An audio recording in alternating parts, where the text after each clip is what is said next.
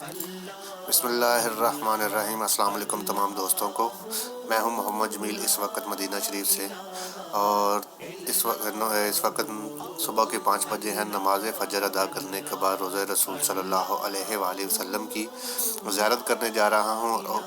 तो आइए आप लोगों को भी रोज़े रसूल सल्लल्लाहु अलैहि वसल्लम की ज़ियारत करवाते हैं। उससे पहले मदीना की एक और सबसे खूबसूरत उससे पहले एक और चीज़ की आपको ज़ियारत करवाता हूँ, जो कि मेरे लिए मेरी ज़िंदगी की सबसे खूबसूरत तरीन सुबह है। और आइए आप भी देखें, और यकीनन आपकी भी ये ज़िंदगी की सबसे खूबसूरत तरीन सुबह होगी।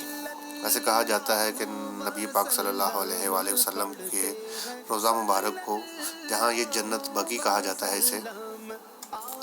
वैसे जब आपको रोज़ा मुबारक सल्लल्लाहु अलैहि वसल्लम की ज़ियारत नसीब होती है, तो इसके साथ आपको जन्नत की ज़ियारत भी नसीब होती है, जिसे जन्नतुल बकी कहा जाता है। और एक जन्नत और भी है, जिसे रियाजुल जन्ना कहा जाता है।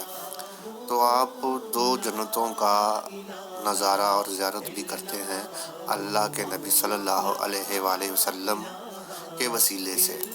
तो आइए इन दोनों जन्नतों की आपको भी ज़ियारत करवाते हैं, और साथ में दुरूद शरीफ पढ़ते हुए अपनी हाज़री भी लगवाते हैं। अल्लाह पाक हमारी हाज़री कबूल अता फरमाए। और आप लोगों से भी ये गुजारिश है कि एक मरतबा दुरूद शरीफ पढ़ के नबी पाक सल्लल्लाहु अलैहि वसल्लम के हजूर ज़रूर पेश कीजिएगा, क्योंकि यही एक अमल है जो अल्लाह और इसके फरिश्ते भी करते हैं, जो कि आप सल्लल्लाहु अलैहि वसल्लम पर दुरूद व सलाम भेजते हैं। और इसके साथ ये भी कहा जाता है कि 70,000 फरिश्ते सुबह अल्लाह के नबी के सल्लल्लाहु अलैहि वसल्लम के रोज़े मुबारक पर हाज़री देते हैं, और 70,000 फरिश्ते रात को नबी पाक सल्लल्लाहु अलैहि वसल्लम के रोज़े पर हाज़री दिया करते हैं। तो चलिए इस खूबसूरत तरीन सुबह और इस खूबसूरत तरीन वजह दुनिया,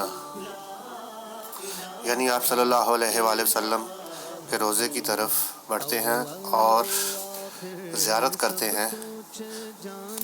उनकी ज़ियारत करते हैं जिन्हें अल्लाह पाक ने रहमतुल लिल आलमीन के लक़ब अता फरमाया, जो कि वाकई ही में तमाम उम्मत के लिए, तमाम आलम के लिए रहमत बनकर। इसके साथ साथ कुछ हिजरत के वाक़यात, जो कि मैंने पिछली वीडियो में नबी पाक सल्लल्लाहु अलैहि वसल्लम ने कैसे हिजरत की और किन मुश्किलात के साथ, और उसमें कौन कौन से मौजज़ात पेश आए, उसको भी साथ में बयान करते हुए चलते हैं। जैसा कि मैं पिछली वीडियो में बता चुका हूँ कि मदीना के लोगों में कैसे इस्लाम आया और लोगों ने कैसे इस्लाम कबूल किया। इन लोगों के इस्लाम कबूल करने के बाद, यानी कि अंसार के इस्लाम कबूल करने के बाद, कफ़ार मक्का ने आप सल्लल्लाहु अलैहि वसल्लम की मुश्किलों को बढ़ा दिया।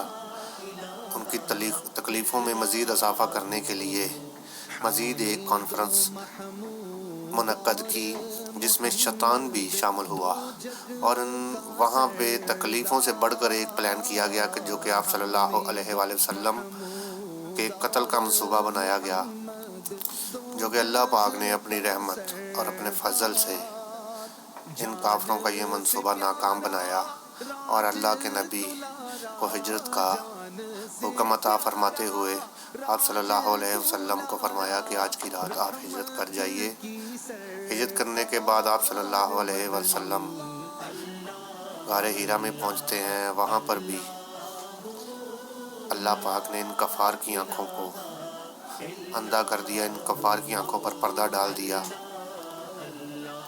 वहाँ पर आप सल्लल्लाहु अलैहि वसल्लम गालिबन 1 या 2 दिन रुके, और उसके बाद आप मदीना के लिए रवाना हुए। मदीना की तरफ रवाना होते हुए रास्ते एक जगह मकाम कदीम में एक बूढ़ी औरत उम्मे माबद रहा करती थी, जो कि राहगीरों को खाना खिलाया करती थी। जब हजूर सल्लल्लाहु अलैहि वसल्लम वहाँ पहुँचे, तो आपने इससे कुछ खाना ख़रीदने का कसद किया, مگر اس کے پاس کوئی چیز موجود نہ تھی۔ حضور صلی اللہ علیہ وآلہ وسلم نے دیکھا کہ اس کے خیمے میں ایک جانب ایک بہت ہی لاغر بکری کھڑی ہے۔ آپ صلی اللہ علیہ وآلہ وسلم نے اس ضعیفہ عورت سے پوچھا کیا یہ دودھ دیتی ہے؟ آپ نے فرمایا نہیں۔ تو آپ صلی اللہ علیہ وسلم نے فرمایا کہ اگر آپ کی اجازت ہو تو میں اس کا دودھ دھو لوں۔ تو انہوں نے اجازت دے دی۔ تو آپ صلی اللہ علیہ وآلہ وسلم نے بسم اللہ پڑھ کر اللہ کا نام لیتے ہوئے اس کا دودھ دھویا، تو اس کے دودھ سے اتنا دودھ نکلا کہ سب لوگ سیراب ہو گئے اور معبد کے تمام برتن تک بھر گئے۔ یہ معجزہ دیکھ کر معبد اور ان کے خاوند دونوں نے اسلام قبول کی۔ روایت میں آتا ہے کہ معبد کی یہ بکری 18 ہجری تک زندہ رہی اور برابر دودھ دیتی رہی۔ حضرت عمر رضی اللہ تعالیٰ عنہ کے خلافت کے دور میں بھی جب سخت قحط پڑا، تمام جانوروں کے تھنوں سے دودھ خشک ہو گیا، اس وقت بھی یہ بکری برابر دودھ دیتی رہی۔ اس کے بعد ایک اور معجزہ رونما ہوتا ہے جو کہ سراقہ کا گھوڑے کا واقعے کے نام سے مشہور ہے۔ جب آپ صلی اللہ علیہ وآلہ وسلم نے ہجرت فرمائی تو کفار مکہ نے ایک اشتہار دیا تھا کہ 100 اونٹ اس بندے کو دیا جائے گا جو نبی پاک صلی اللہ علیہ وآلہ وسلم کو پکڑ کر لائے گا۔ اسی انعام کو پانے کے غرض سے سراقہ نامی ایک بندہ آپ صلی اللہ علیہ وآلہ وسلم کا پیچھا کرتا ہوا ایک جگہ پہنچ، تو اس نے نبی پاک صلی اللہ علیہ وآلہ وسلم قریب پہنچ کر حملہ کرنے کا ارادہ کیا، مگر اس کے گھوڑے نے ٹھوکر کھائی اور وہ گھوڑا گر پڑا۔ مگر 100 اونٹوں کا انعام کوئی معمولی چیز نہ تھا۔ انعام کے لالچ نے اسے دوبارہ ابھارا اور وہ حملے کی نیت سے آگے بڑھا۔ تو حضور صلی اللہ علیہ وآلہ وسلم کی دعا سے پتھریلی زمین میں اس کے گھوڑے کا پاؤں گھٹنوں تک زمین میں دھس گئے۔ سراقہ یہ معجزہ دیکھ کر خوب دہشت سے کانپنے لگا اور ایمان امان کی پکار لگانے لگا۔ رسول اکرم صلی اللہ علیہ وآلہ وسلم کا دل رحم و کرم کا سمندر تھا، جس کی وجہ سے آپ صلی اللہ علیہ وآلہ وسلم کو رحمت للعالمین کا لقب دیا گیا۔ سراقہ کی لاچاری اور گریہ زاری پر آپ صلی اللہ علیہ وآلہ وسلم کا دل رحمت جوش میں آ گیا اور دعا فرما دی تو یہ زمین اس کے گھوڑے کو چھوڑ دیا۔ اس کے بعد سراقہ نے عرض کیا کہ مجھ کو امن کا پروانہ لکھ دیجیے۔ حضور صلی اللہ علیہ وسلم نے ان کو امن کا پروانہ لکھ دیا۔ یہ بھی آپ صلی اللہ علیہ وآلہ وسلم کا ایک معجزہ ہے اور یہ آج بھی جگہ موجود ہے جہاں پہ یہ معجزہ پیش آیا تھا۔ مدینہ میں آپ کی ہجرت کی خبر پہلے پہنچ چکی تھی، جو کہ مدینہ والے بے قراری کے ساتھ آپ صلی اللہ علیہ وآلہ وسلم کا انتظار کر رہے تھے۔ کافی دن انتظار کرنے کے بعد ایک یہودی نے ان کو بتایا کہ تم لوگ جس کا انتظار کر رہے ہو وہ آ گئے ہیں۔ یہ سن کر تمام مدینہ والے بڑی خوشی کے ساتھ نئے کپڑے ڈالے، اپنے ہتھیار زیب تن کر کے آپ صلی اللہ علیہ وآلہ وسلم کے استقبال کے لیے پہنچے۔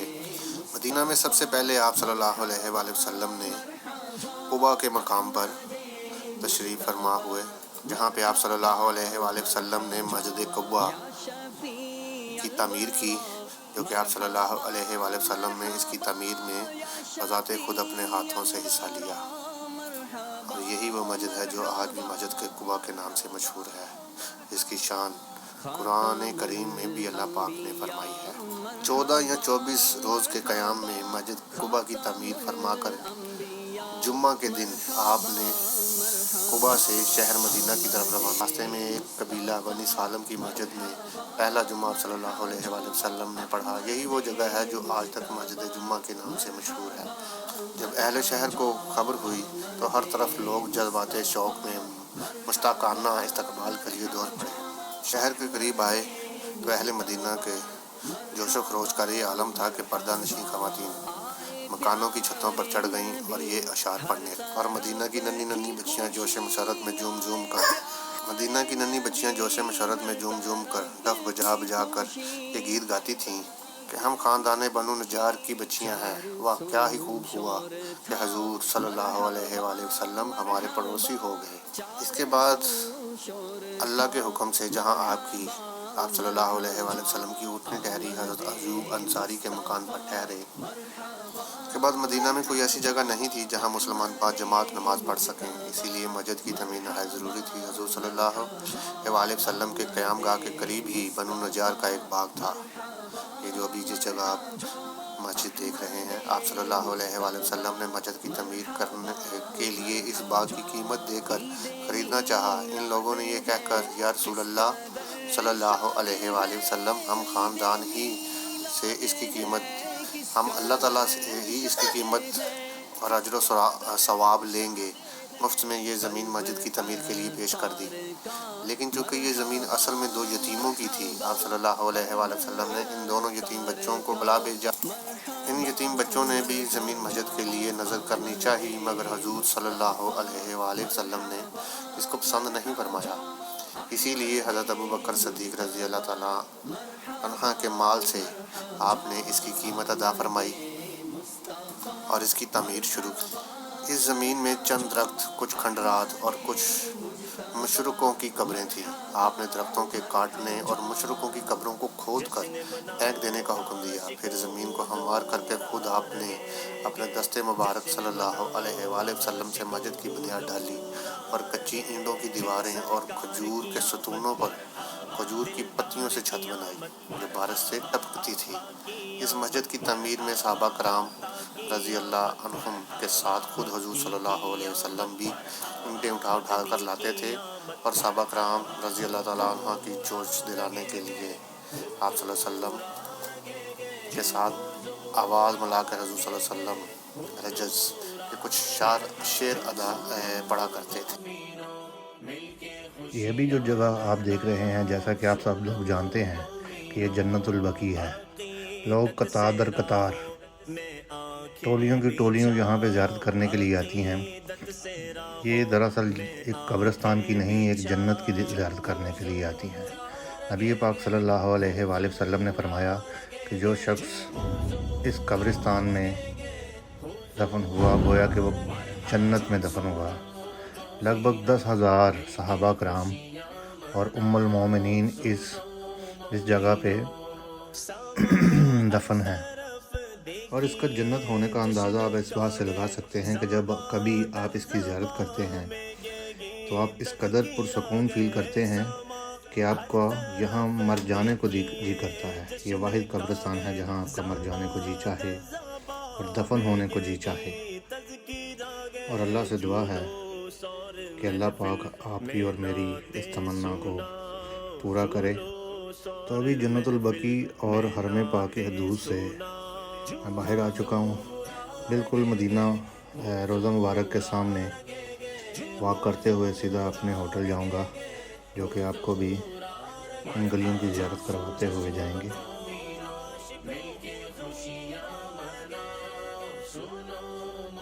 یہ جو بلڈنگ بالکل میرے سامنے ہے، یہ یہاں کی عدالت ہے، سپریم کورٹ یا ہائی کورٹ، غالباً کوئی یہ نہیں مجھے پتہ کون سی ہے، لیکن یہ یہاں کی عدالت کہا جا رہا ہے کہ یہاں کی عدالت ہے۔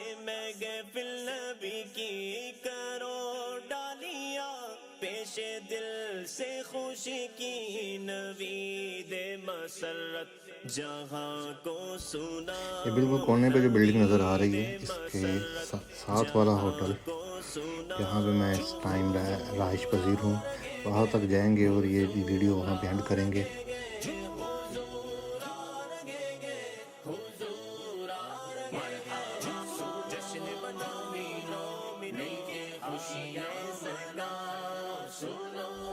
یہ ہے یہاں کی عدالت۔